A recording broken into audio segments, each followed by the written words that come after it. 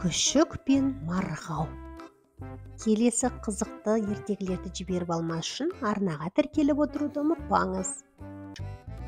Бір күні қарны ашқан күшік тауда қаңғырып жүрсе, қасқыр жүгіріп келіп: «Әй күшік, мен сені жеймін!» дейді.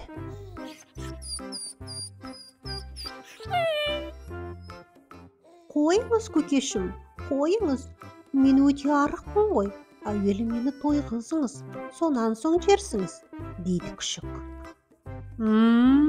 Жарайды, онда менің соңымнан қалмай ере бер», дейді қасқыр. Екеуі бірге келе жатып, бір топ сиырды көріпті. Қасқыр күшікке қарап: «Маған қарашы, менің көздерім, құлақтарым, аузым һәм құйрығым қандай екен», дейді. Сонда күшік: «Сенің екі көзің шоқтай қызарып жайнаған, екі құлағың жымпиған, аузың арандай ашылған, құйрығың артқы аяқтарыңның арасына қыстырылып, жас шыбықтай болып майысқан», дейді. «Енді мен не істер екенмін, соны қара», дейді қасқыр.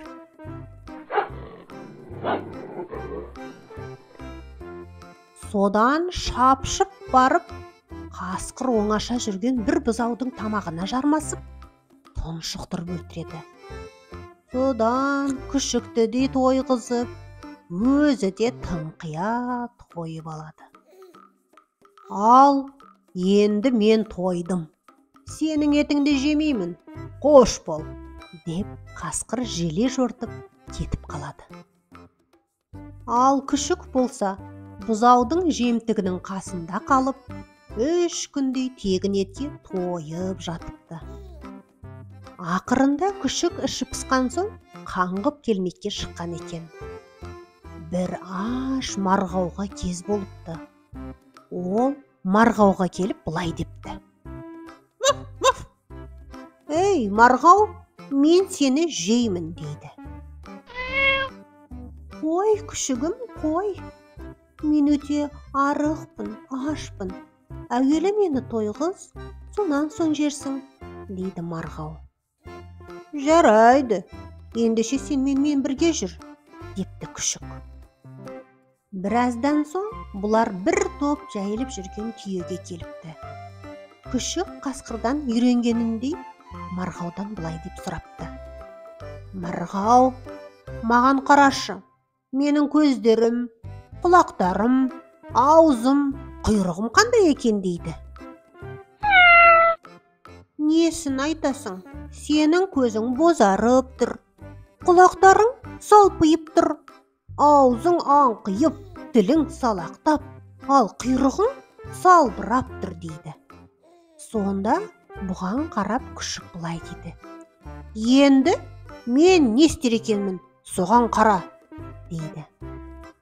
Содан қасқырдан көргенін істеймін деп, күшік жүгіріп барып бір түйенің аяғынан тістейін дегенде, түйе мұны дәлдеп тұрып басынан тепкен екен.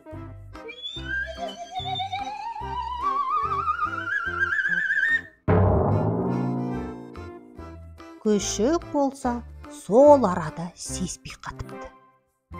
Сонда марғау күшіктің қасына келіп: «Ей, мақтаншақ, сен неге әліңе қарамай қиын іске қолыңды созасың? Сен ешқашан қасқыр бола алмайсың», деп әрі қарай жүріп кетіпті. Сонымен ертегі осылай аяқталған екен. Соңы. Ертегі ұнаса, достарыңызбен бірге бөлісіп отырыңыздар. Арнаға тіркеліп, келесі қызықты ертегілерді жіберіп алмаңыздар.